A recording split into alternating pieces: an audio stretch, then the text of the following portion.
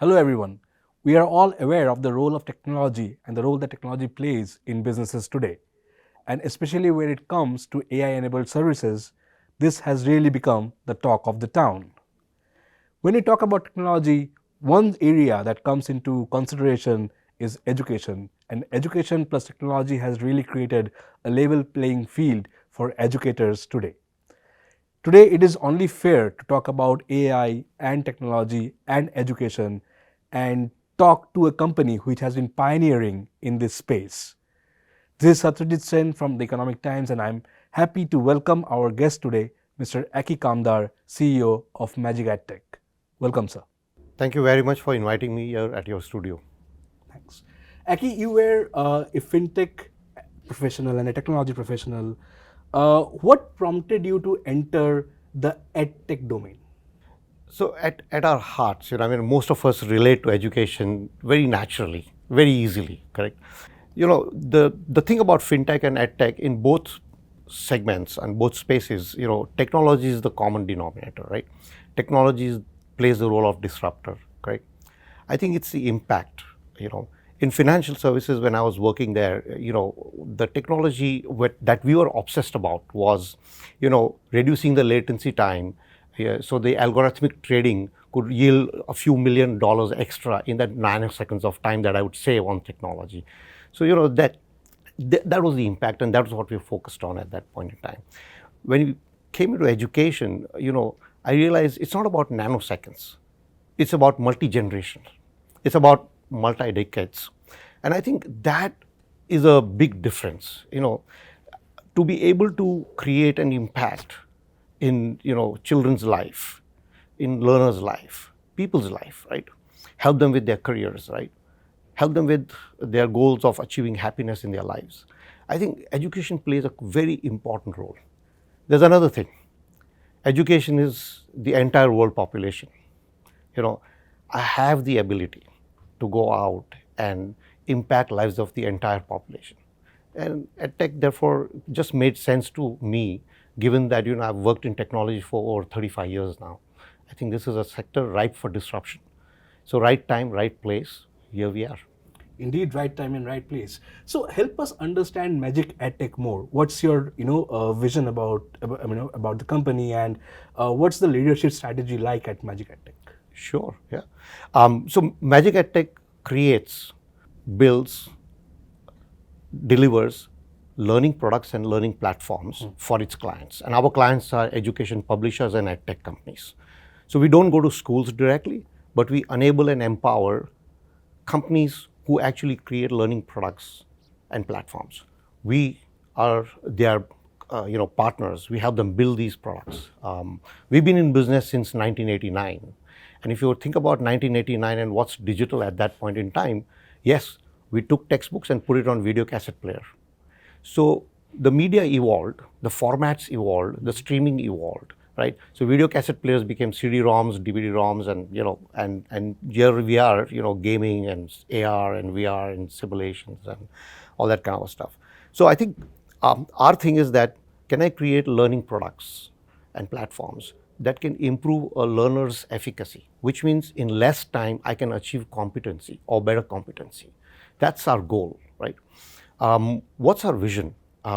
Digital learning for everyone. Very simple. You ought to think about it, entire population. Can I reach everyone? And in the traditional world, if you think about it, right?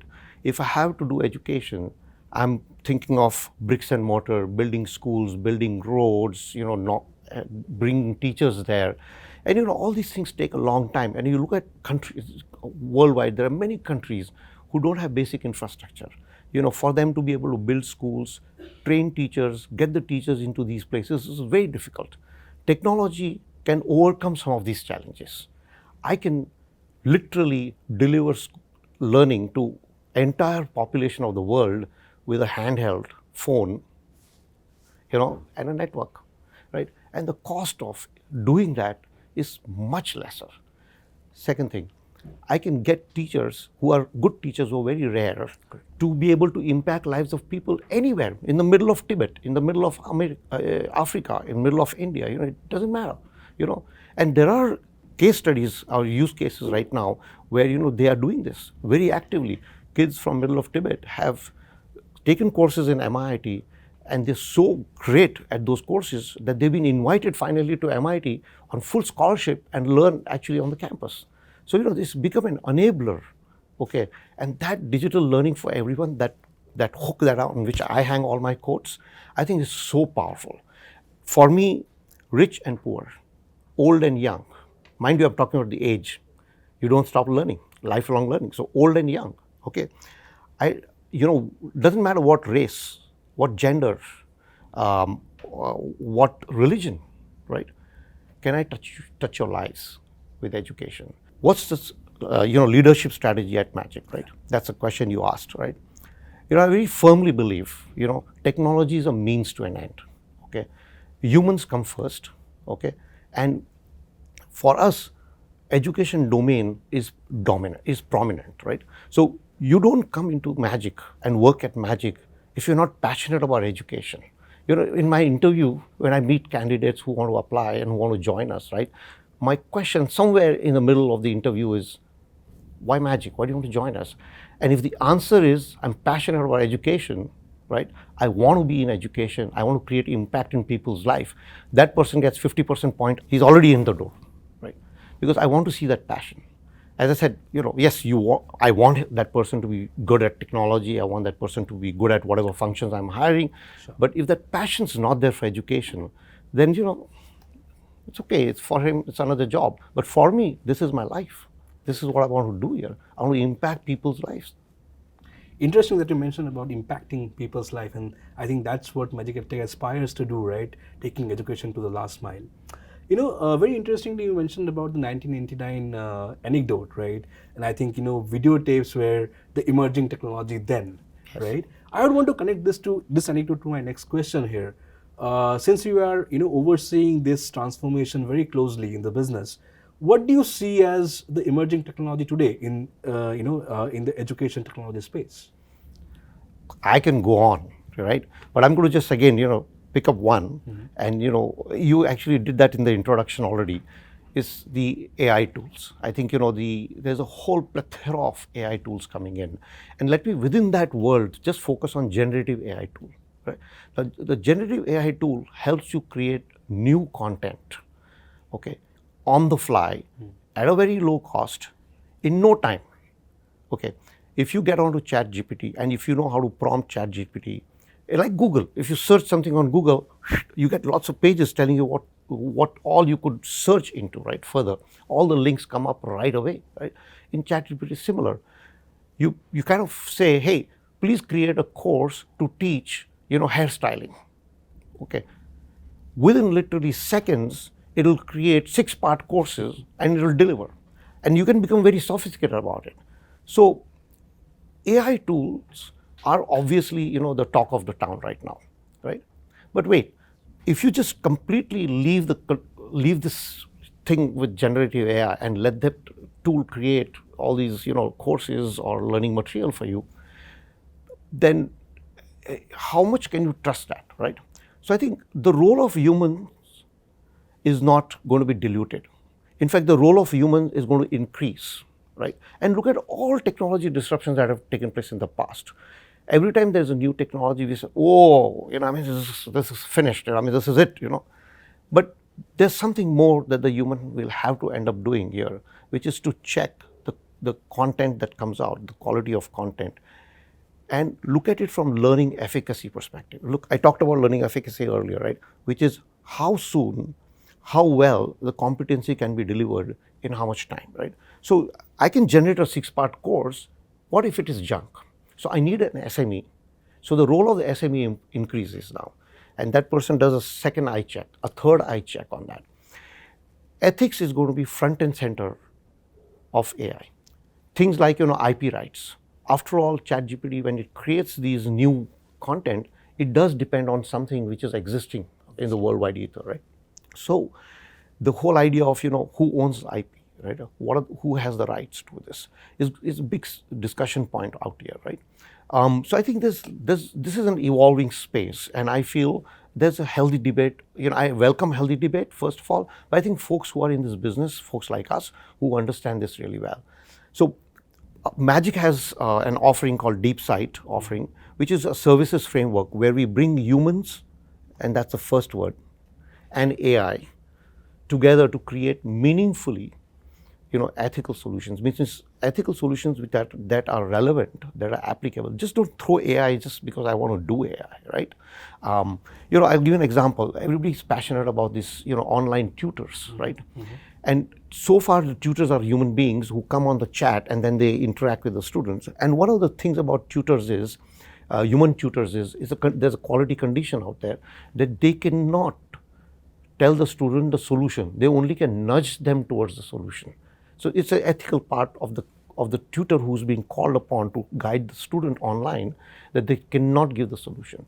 Now, what if you implement the AI tutor, which is run by AI, and it goes beyond nudging and actually starts giving solution, right? So there has to be a quality check on that. We as an EdTech company, we have to take ownership of that. We have to say, if I'm going to do anything here, I need to first create a ethical framework. If we don't put this ethical framework in place, I think this can get out of control completely. Guardrails are important for everything that humans have done in their lives. That's why we call it civilization, isn't it? So Acky, thank you so much for keeping the human first in this entire generative AI story, because we have been reading a lot of horror stories about generative AI killing up jobs, right? In the education sector, I want to deep dive into generative AI and speak more about here. In the education sector, do you see educators getting a little bit, taking the backseat due to generative AI? And how can Magic EdTech or companies like Magic EdTech, what's the responsibility for them, and what is the responsibility that they play, right, in making the industry understand that generative AI is an enabler rather than a disabler? So again, I've had very interesting conversations in the academia. I'm sure. I live in New York, and fortunately have access to really good, talent, especially from the academia. And one of the things is that, just for go back to your calculator days, right? If everybody has calculators and you tell in the exam that everybody can use calculator while answering maths questions, right? Then what is the professor going to do? The professor is going to focus the questions just on doing 2 plus 2 is equal to 4, because everybody's got calculator, everybody's going to get it right. The professor is going to change the emphasis in the questions that they're going to ask, and they're going to make the person think a little bit. So the professor will have to raise the bar a little bit on the top. So just think about the education world, right? I had a professor in NYU, Tom Pugel. He's written a wonderful book in economics, and he gave us a six-part test, and we were very nervous about that 6-part test. We were getting into the class, and typically it takes 3 hours. And so he walks in the classroom and he gives out the question paper to all of us, and he says, "Guys, this is the test now. So it's 3 hours. We're going to do it." And after 2 minutes, he says, "You know what? I'm rethinking about this. Why don't you do like this? You can open the book and refer and answer the questions." So we are saying, "Oh, all right, this is wonderful. We're getting to open the book." So now a level playing field, right? Yeah. Everybody's got the book. Everybody's opening the book, right? All right. So now the memory is not the factor. Now it is, I've got the book. I got the questions. I can answer. After 2 minutes, he's playing games with us, by the way. After 2 minutes, he says, "You guys go home and do this thing. Oh, wow. I'll give you 2 weeks." We said, "What? Okay, great. Even better. I don't have to answer it this 3 hours. I have got now 2 weeks to answer these 6 questions, right?" And he says, "I'll make it even better for you guys. You're 50 guys, make 6 groups. Okay, you answer the question in 6 groups. So I, as a professor, will get only 6 answers from 6 groups. Done? So 2 weeks, group answers, right? Open book, refer whatever you want to refer, and come back to me after 2 weeks." We were very happy. Look at this, right? Level playing field. Everybody got everything enabled, right? We submitted. The questions are so good. That also says the professor is great. That none of the group people who submitted the answers got more than B minus. Nobody got B plus. Nobody got A. Nobody got A plus. Those were the kind of things that professors, Yeah. good professors will do, right? So just think about that. It's a level playing field. I'll switch this, right? Yeah. So let's look at education publishers or edtech companies who write courses. Let's say all these education companies now have generative AI tools in their environment, right? They've got these smart engineers who can write this thing, prompt the thing, create, a 6-part courses of styling your hair, how to teach styling the hair, and everybody same access, same tools, different way to prompt it, create some courses. So level playing field to some extent, right? Completely, I think so. So okay, now everybody's got a level playing field.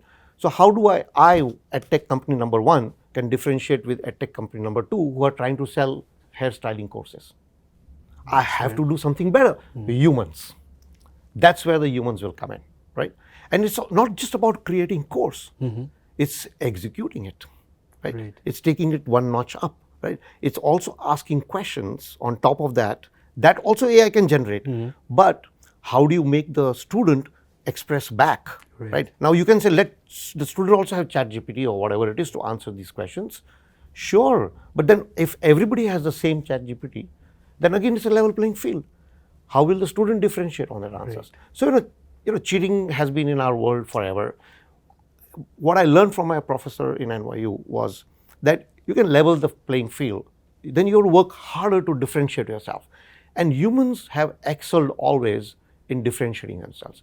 I think that creative mindset, I think we're far ahead, Very interesting anecdote, Acky, and I can see that passion, the passion that you spoke about, right? That you look for in every employee that you're hiring. I can see it running into you, through your eyes. So Thank you. Given your passion, right, and in the role that technology plays in this, entire business domain, business of education's domain, right? I want to take a step back and quiz you about the opportunities that something like technology, right, really brings into the table when it comes to the education sector.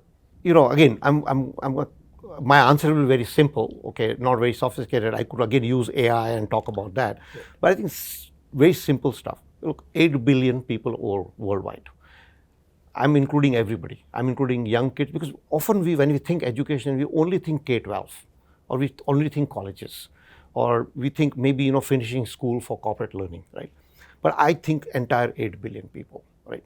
So in my opinion, I think if I were to just simplify it for you from an answer perspective, I think 2 big opportunities. Number 1, coverage, right? And number 2 is equity. Ability to use technology and reach out to all parts of the world with different media, different formats, at a low cost, in a sustainable manner, in an affordable manner, right, is something that I think we can achieve through technology. And truth be told, right, there's a lot more to do in that space, the coverage space, which means look at India. There's so much more to do. And again, remember, don't just think K-12, don't just think higher education or colleges, think entire population. The amount of disruption that's taking place in all sectors, okay, is affecting a 45-year-old person, Correct. a 55-year-old person. And we are living longer, by the way. Okay, at 65, you're looking for some fulfillment, okay, right? How much? But education is fulfillment. Recently, I had a friend of mine, she sent me a certificate saying she just completed, my age group, completed a course in Bhagavad Gita. And, why? It's fulfillment. Correct. It was a e-learning course, technology, right? I mean, she didn't wait for some guru to come and teach her. Yes, there was guru in the e-learning program, but the technology took that guru and spread the message to wider person. I'm now thinking about it. I say, oh, you know what? I want to do that course because I was always curious about it. So am I doing this for learning purposes? No, I'm just seeking happiness. I'm just seeking fulfillment, right? So that 8 billion people that is there in the world, there are different reasons why people want to access learning. So coverage is very important. And I think that coverage is the biggest opportunity in my opinion. So I'm very optimistic. You put me in any corner of the world, I think education will continue to play a role. So coverage. Second is equity. I think there is huge inequity in the access to education. Correct. I think we believe in digital learning for everyone. Accessible. Accessible means, if you have certain abilities or disabilities, right, can I help you overcome that Today, technology can help you overcome that, right? Now, just think about that, the power of that, right? It's just completely different. And think if you were the parent of that child, how happy you would be. We created a technology in partnership with someone in Ireland, and of course, they sell now globally, but it allows kids on the spectrum, autistic kids. Okay, autistic kids have verbal communication challenge, so they are unable to communicate or interact with people, but they need to interact nevertheless. It could be that I want to go to toilet, but they can't say this because they can't interact. But if I give them a tool, okay, and they can just press some icons, and through those icons, it communicates to person around in that community, okay, this child is actually needing to go bathroom, but the child is not able to say that because they're verbally challenged, because they have this social interaction issue. And that tool allows, therefore, the child to settle within a classroom, settle within a community. What is the parent wishing for? Parent is wishing, yes, my child is autistic, my child is on a spectrum, but I don't want my child to be isolated because of that. Now, if I give this tool to the child, it's on a small phone, and the child is just able to press all these symbols because that the child is very comfortable doing. We had that parent come back to us and say, my God, I've never seen my child so happy. Correct. It goes back to that whole equity thing. And equity is, it's interesting. It can be as low level as, network bandwidth is not there, so I'm not able to access. I can't afford a phone, so I can't access. Okay. So it could be as simple as that versus as complicated as what I told you. It's the skills, it's the abilities, right? And then there are these other aspects to this, right? Which is, a lot of learning material is written with the idea of a certain race. So in America, it's always, this debate between, whites and, colored people, right? And so, almost all the pictures are white people, so obviously the colored child is not able to relate to it. And even the white child is not able to relate to it because the white child is saying, I've got all colored people around me. How come the pictures are only white people, right? All the names are male, not female. I mean, so there is a lot of changes that has to be done.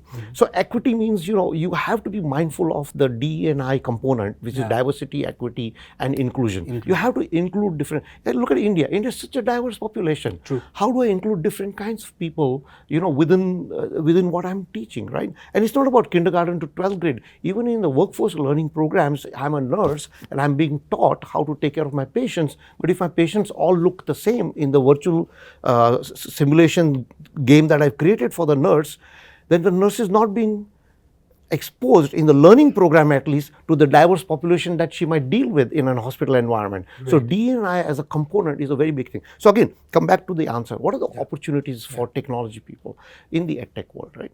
I mean, I'm assuming the audience that is going to listen to this are passionate about at least the technology piece, right? I think the two things, coverage and equity.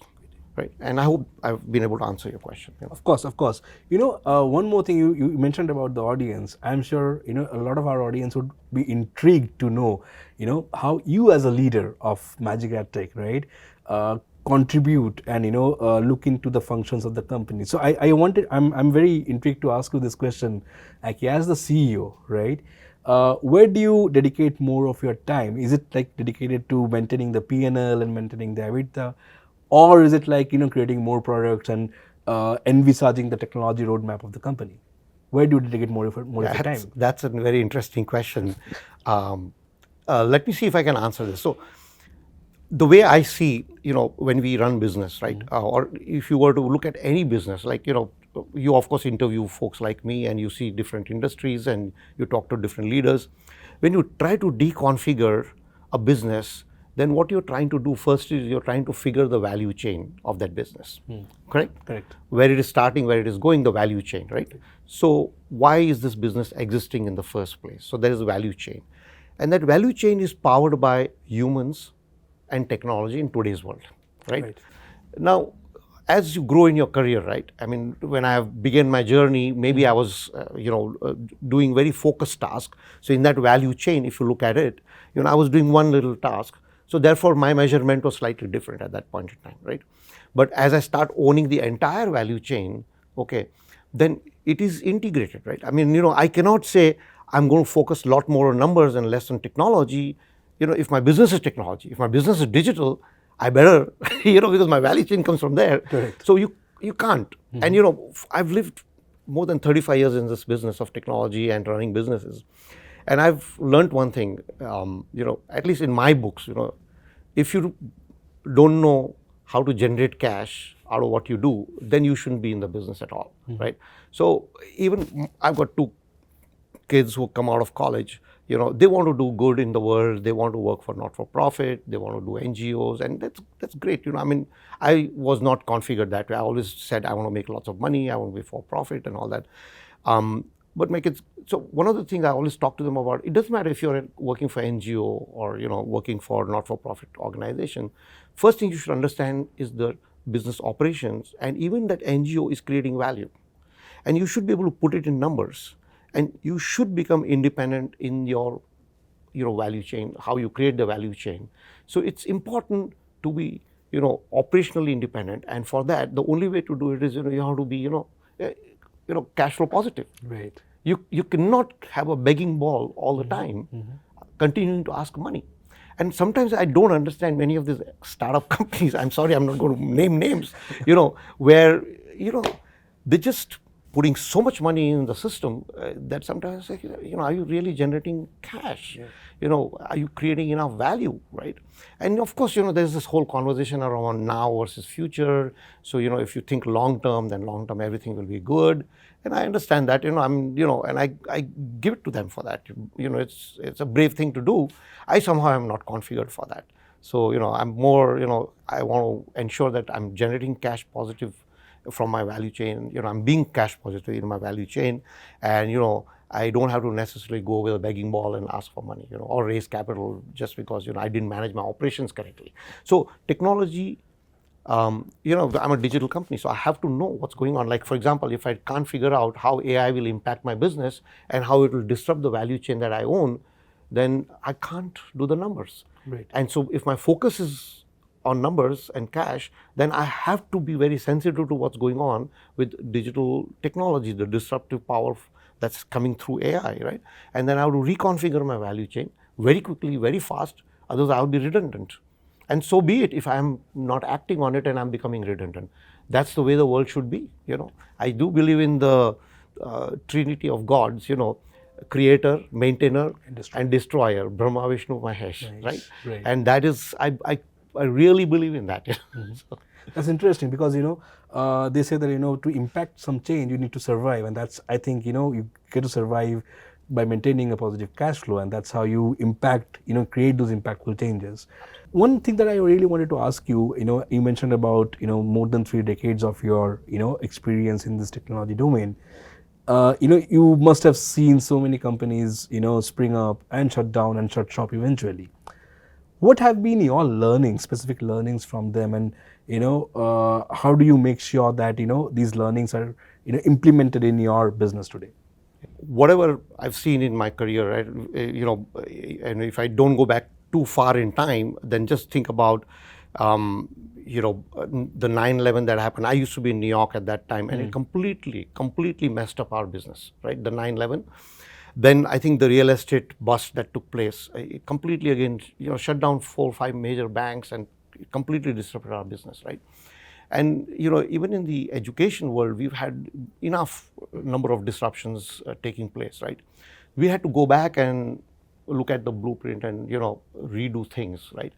And over 35 years of being in technology business, this has kind of sort of become business as usual for us, right? So if I were to abstract that learning, and if I were to go over and above that, and remember, I've always said this, technology is not it. Technology is not it. Technology is just a means to an end. So then if I abstract all of that and put it as to what have I learned, right?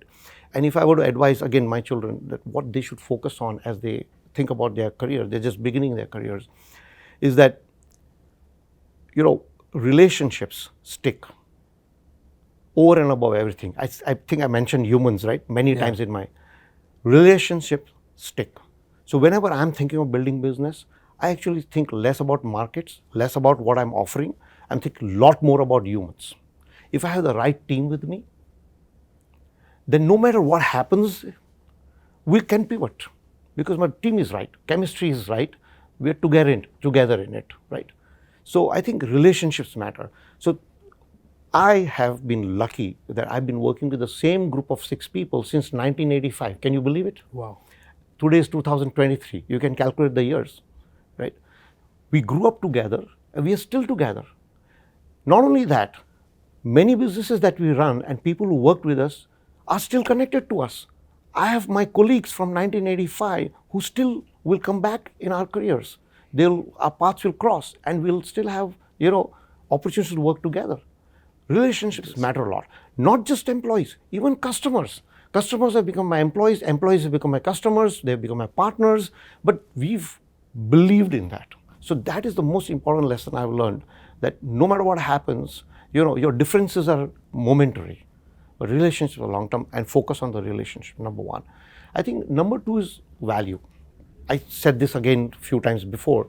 Value is key. Why are you existing? What's your purpose? What's that value? Why? Why are you doing this for? What are you doing this for? I think if you can answer that, I'm quite passionate about education, which is why I'm here. So if somebody also answers the question in the interview, says, yeah, actually I'm passionate about education. That's my purpose in life, right? That itself is 50 points on the interview, scoreboard, right? So I think value is very important, right? I mean, why am I here? What value I'm here to create, right? And I think the last thing is be the best, right? Differentiate, be the best, right? My job might be cleaning that table over there, right? But then if I clean the table, I'm the best at cleaning that table, right? Or my job is running Magic EdTech. If I'm running this company, I want to be the best at that, and I want to be differentiated. People stand and say, yeah, I know that company, different company, very valuable company, right? And that company means relationships. Those three things come together. I think those are my lessons. They're not technology, they're not AI, they're not client server, they're not PCs. It's something completely abstract. Great. Acky, before we end today's conversation, it will be criminal for me not to ask you about your initiative called Magic Pathshala. I really want to quiz you on the objective behind the CSR initiative and your vision towards how your company is looking at CSR as a whole. And thank you for asking that. As you would see that most of our team members, not most, all of our team members are very passionate about education. We call them magicians, by the way. And the whole initiative of CSR or Magic Pathshala started even before the government mandated the CSR funds. The company's been around since '89, and the whole idea at that time was when we started working in this space and we branded it as Pathshala was that our team members who are working in, we call them again magicians, our magicians who are working in our company should volunteer some time to build some learning material that can be placed in the open education resources space. We call it OER space. So I remember when I came into Magic sometime in 2014-15, around that time, I remember UNESCO had actually approached us to say, hey, some of the schools that they are supporting, they need the content and they like the content that our magicians have created. Can they access it? And we said, yeah, it's available, it's free, it's in the OER space, it's created by our team, actually meant for that. So that's what was the purpose when we started. Of course, as the funds started coming in, we had, a lot of firepower to use the money now to even channel that money to, support many NGOs and foundations, or not-for-profit companies who were dedicated themselves to helping, education of underprivileged communities, essentially. And again, I'm being careful of using the word communities because it could be K-12 students, but it also could be adults. In fact, we have some collaboration right now in Delhi where we are working with that organization who are supporting senior citizens to help them learn, use digital devices, essentially. So Pathshala is a vehicle for volunteering magicians' hours for these causes. And again, all magicians, when they walk into our company, their passion is, creating impact through education, right? And I think this gives them that channel. So we have an organization, we have team members whose job is nothing but to seek partnership with such NGOs and see where we can help, where we can get magicians to support them in their programs. Now, of course, we have funds, so we support them with funds as well. So we strike partnerships of that kind. And if you go to our website, Pathshala, you will see that we are a little bit consistent in supporting some of these foundations and NGOs, but we are also supporting schools directly. And increasingly, we are likely to go and support more and more schools, because that also gives us the platform for our magicians to go and experience, teaching and educating those communities, right? So I think that's what we are doing. I'm really happy to see the participation from our magicians, not just here in India, even in New York, where I'm based. We contribute our time to go and work with schools and the teachers there, and understand what is required over there and support them for those initiatives as well.